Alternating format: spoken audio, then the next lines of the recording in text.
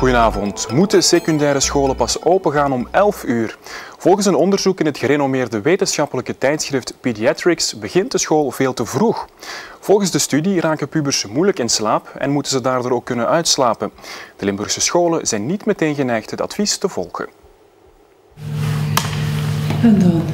Medewerkers van het Sint-Maria-instituut in Neerpelt stellen de lessenroosters op. En ook de klaslokalen worden nog snel geverfd.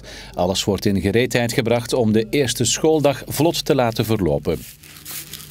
Wij zijn de 18e augustus zijn wij al begonnen en toen waren we met een 10-tal mensen hier. En vanaf deze week loopt er echt al heel wat meer volk rond. Maandagmorgen luidt de bel hier opnieuw stipt om 8:30. En dat is volgens een onderzoek in het toonaangevende vakblad Pediatrics veel te vroeg.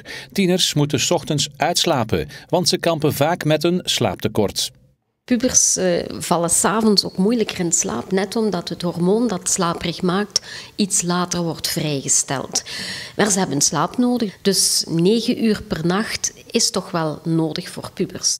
Volgens Lieve Swinnen moeten jongeren dan ook vooral op tijd naar bed. En is het verlaten van de schooluren geen oplossing. Je moet je ook realiseren dat het hormoon dat actief maakt en dat ons aan de gang zet, cortisol, wel in de ochtenduren wordt vrijgezet.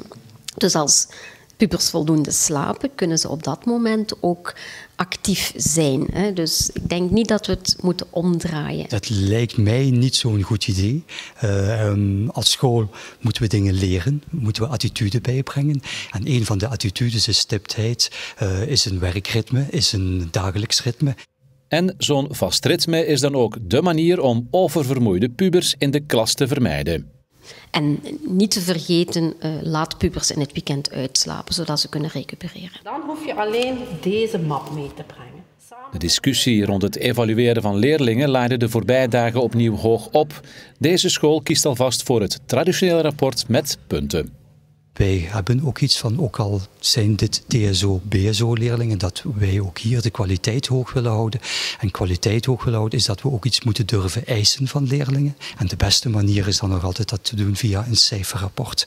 Is ook het duidelijkst en geeft het minst discussie. Maandag om 8:30, hè Kaartje? Ja. Niet vergeten, hè? Goed, dag.